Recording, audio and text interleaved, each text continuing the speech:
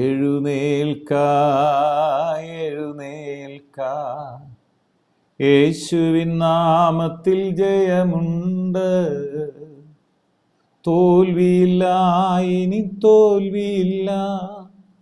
തോൽവിയെക്കുറിച്ചുള്ള ചിന്ത വേണ്ട, എൻ്റെ ചിന്ത ജയം മാത്രം, എൻ്റെ ലക്ഷ്യം ജയം മാത്രം, എൻ്റെ വാക്കും ജയം മാത്രം, യേശു നൽകും ജയം മാത്രം, എൻ്റെ വാക്കും ജയം മാത്രം, യേശു നൽകും ജയം മാത്രം. ശരീരമേ ജീവൻ പ്രാപിക്കാം, കുറവുകൾ നീങ്ങി ജീവൻ പ്രാപിക്കാം, നാഡീ നരമ്പുകൾ ജീവൻ പ്രാപിക്കാം, യേശുവിൻ നാമത്തിൽ ജീവൻ പ്രാപിക്കാം. എഴുന്നേൽക്ക എഴുന്നേൽക്ക, യേശുവിൻ നാമത്തിൽ ജയമുണ്ട്. എഴുന്നേൽക്ക എഴുന്നേൽക്ക, യേശുവിൻ നാമത്തിൽ ജയമുണ്ട്. തോൽവിയില്ല, ഇനി തോൽവിയില്ല.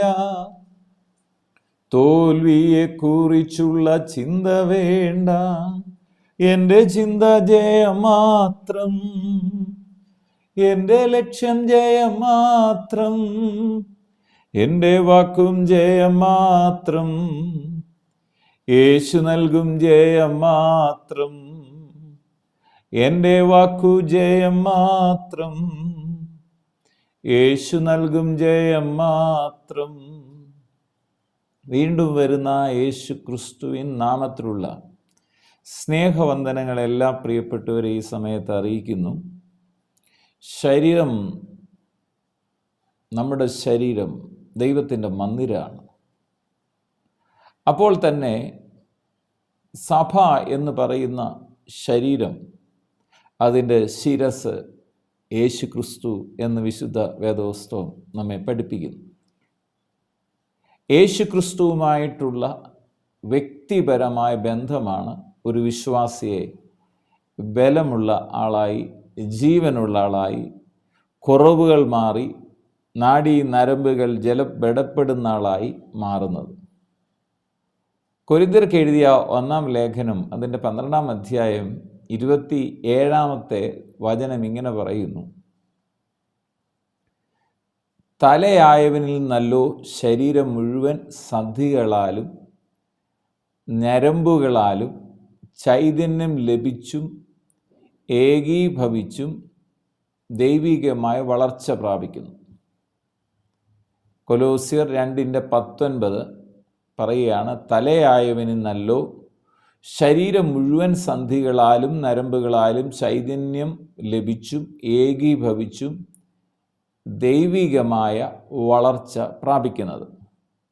1 കൊരിന്ത്യർ 12:27 പറയാം: എന്നാൽ നിങ്ങൾ ക്രിസ്തുവിൻ്റെ ശരീരവും ഓരോരുത്തൻ വെവ്വേറെ അവയവങ്ങളുമാകുന്നു. നമ്മെക്കുറിച്ച് വേദപുസ്തകം പറയും നമ്മൾ ക്രിസ്തുവിൻ്റെ ശരീരമാണ്. അപ്പോൾ തന്നെ സഭയായി കൂടി വരുമ്പോൾ സഭയിലുള്ള മറ്റുള്ളവർ ശരീരത്തിൻ്റെ വിവിധ അവയവങ്ങളാണ്.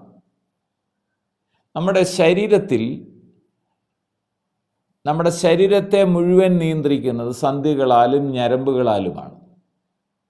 പക്ഷെ അത് തല നൽകുന്ന നിർദ്ദേശമനുസരിച്ചാണ് ശരീരം പ്രവർത്തിക്കുന്നത്. അതായത് ശരീരത്തിൻ്റെ മുഴുവൻ പ്രവർത്തനങ്ങളെയും നിയന്ത്രിക്കുന്നത് ബ്രെയിൻ അഥവാ ശിരസ്. ഇനി നമ്മുടെ അറിവോടുകൂടെ ഉള്ള പ്രവർത്തനങ്ങൾ ശരീരത്തിൽ സംഭവിക്കുന്നുണ്ട്, അറിവ് കൂടാതെ ഉള്ള പ്രവർത്തനങ്ങളുമുണ്ട്. നാം ഇരിക്കുന്നതാണ്, നടക്കുന്നത്, കിടക്കുന്നത്, സംസാരിക്കുന്നത്, ഇങ്ങനെയൊക്കെയുള്ള കാര്യങ്ങൾ നമ്മൾ അറിഞ്ഞുകൊണ്ട് ചെയ്യുന്നവയാണ്. ഇരിക്കുന്നതും എഴുന്നേൽക്കുന്നതും സംസാരിക്കുന്നതും നടക്കുന്നതും അങ്ങനെയുള്ള കാര്യങ്ങൾ. അതും തലച്ചോറിൻ്റെ നിർദ്ദേശത്തോടുകൂടെ, തലയിൽ നിന്ന് ബ്രെയിനിൽ വരുന്ന നിർദ്ദേശത്തോടുകൂടെ ആണ് ഇത് നടക്കുന്നത്.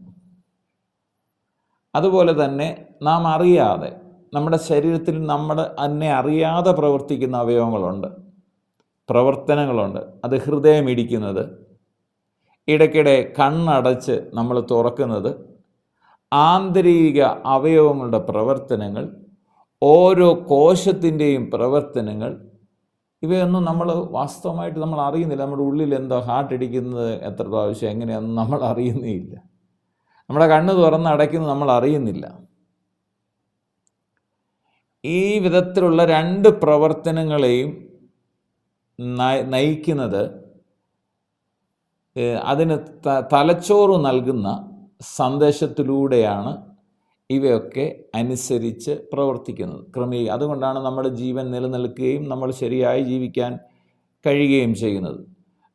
അപ്പോസ്തലൻ പറയുന്നത് പരിശുദ്ധാത്മാവിൻ്റെ നിയന്ത്രണത്തിലൂടെ, പരിശുദ്ധാത്മാവ് നമ്മെ മനസ്സിലാക്കി തരുന്നൊരു കാര്യം, നാം യേശുക്രിസ്തുവിനെ രക്ഷകനും കർത്താവുമായി അംഗീകരിക്കുമ്പോൾ നാം ദൈവമക്കളായി മാറുന്നു എന്ന് മാത്രമല്ല, നാം രക്ഷിക്കപ്പെട്ട് സ്നാനപ്പെടുകയും ദൈവമക്കളായി തീരുകയൊക്കെ ചെയ്യുമ്പോൾ, നാം ഒരു സഭയുടെ അംഗമായി മാറുമ്പോൾ, ആ സഭയുടെ തല അത് നിയന്ത്രിക്കുന്ന വ്യക്തി, ആ തല അത് ഓർഡർ നൽകുന്നത് ക്രിസ്തുവാണ്.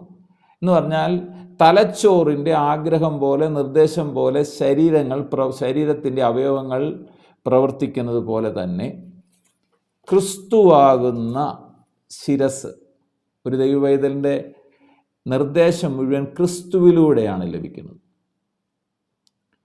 യേശു ക്രിസ്തുവിനെ, ഉദാഹരണം പറഞ്ഞാൽ യേശു ക്രിസ്തുവിനെ രക്ഷകനും കർത്താവുമായി സ്വീകരിച്ച നമ്മുടെ ജഡത്തിൻ്റെ താല്പര്യങ്ങളെ നമ്മൾ മരിപ്പിച്ചതിന് ശേഷം ക്രിസ്തുവിൻ്റെ ഹിതത്തിന് നമ്മളെ സമർപ്പിക്കുക എന്ന് പറഞ്ഞാൽ നമ്മളെ നിയന്ത്രിക്കുന്ന നമ്മളല്ല.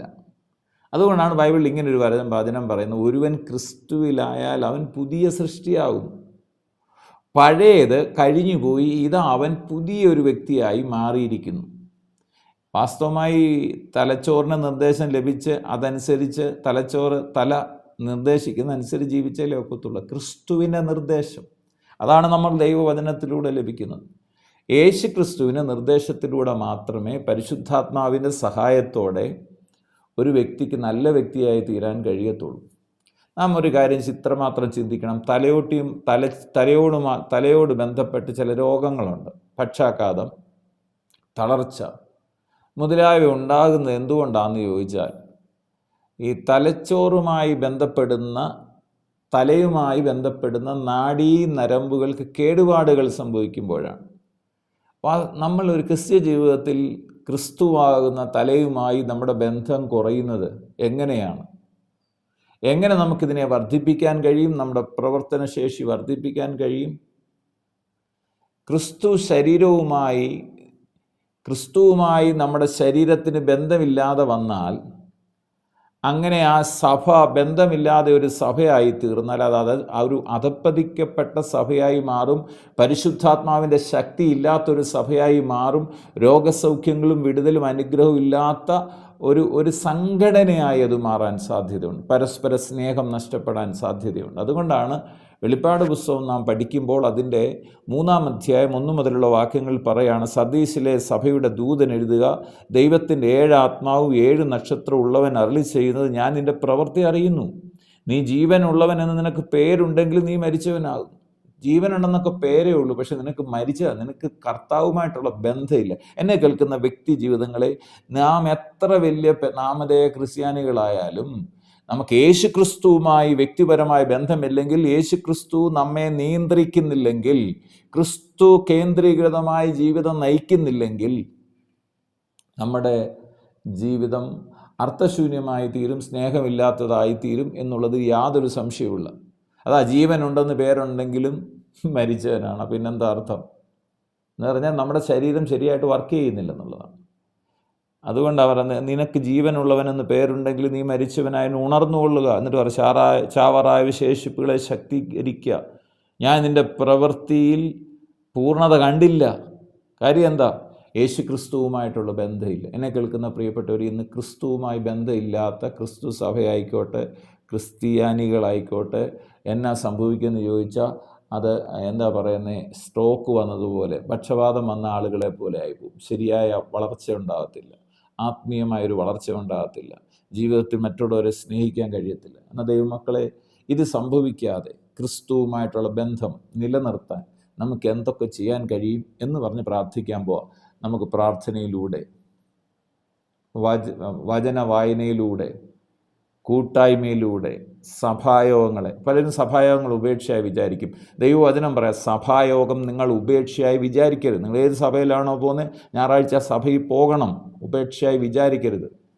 സഭായോഗങ്ങൾ, ഇനി ജീസസ് സ്കൂളായിക്കോട്ടെ, സുവിശേഷ പ്രവർത്തനങ്ങൾ, ഇതിലൊക്കെ സജീവമായി നിൽക്കാൻ നാം ശ്രമിക്കണം.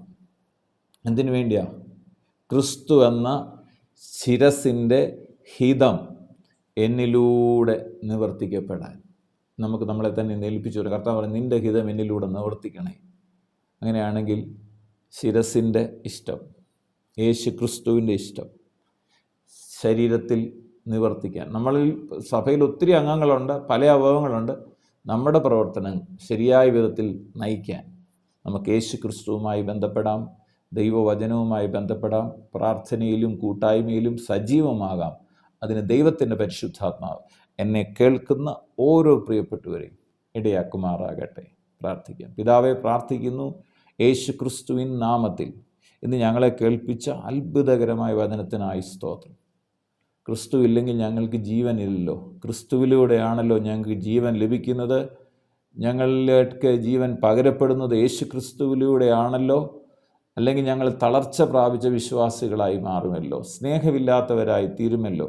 എന്നാൽ പരിശുദ്ധാത്മാവിലൂടെ യേശു ക്രിസ്തുവുമായ ബന്ധത്തിൽ, തലയുമായ ബന്ധത്തിൽ ജീവിതം മുന്നോട്ട് കൊണ്ടുവരുവാൻ ദൈവവചനം പഠനത്തിലൂടെയും പ്രാർത്ഥനയിലൂടെയും കൂട്ടായ്മയിലൂടെ ഒക്കെ, സഭായോഗങ്ങളിലൂടെ ഒക്കെ ദൈവവുമായിട്ടുള്ള ബന്ധം ഉറപ്പിക്കാൻ, അങ്ങനെ ഞങ്ങളുടെ ശരീരം ബലപ്പെടാൻ ദൈവത്തിൻ്റെ പരിശുദ്ധാത്മാവ് ഞങ്ങളെ ഓരോരുത്തരെയും സഹായിക്കും. എന്നെ കേൾക്കുന്ന രോഗികൾ ഇപ്പോൾ തന്നെ യേശു ക്രിസ്തുവിൻ്റെ അടിപ്പിണരുകളാൽ സൗഖ്യം പ്രാപിക്കട്ടെ. ഹൃദയഭാരങ്ങൾ മാറിപ്പോകട്ടെ, ആകുല ചിന്തകൾ മാറട്ടെ, ഭയങ്ങൾ മാറിപ്പോകട്ടെ. കർത്താവായ യേശുവിൻ്റെ മഹത്വം ഓരോ വ്യക്തി ജീവിതങ്ങളും വ്യാപരിക്കട്ടെ. പ്രാർത്ഥിച്ച് അനുഗ്രഹിക്കുന്നു യേശുവിൻ പുണ്യനാമത്തിൽ പിതാവേ, ആമേൻ.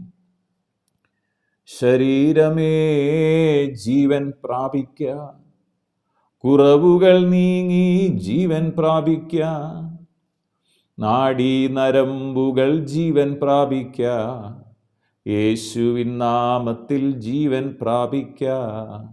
എഴുന്നേൽക്ക, എഴുന്നേൽക്ക, യേശുവിൻ നാമത്തിൽ ജയമുണ്ട്. തോൽവിയില്ല, ഇനി തോൽവിയില്ല. തോൽവിയെക്കുറിച്ചുള്ള ചിന്ത വേണ്ട.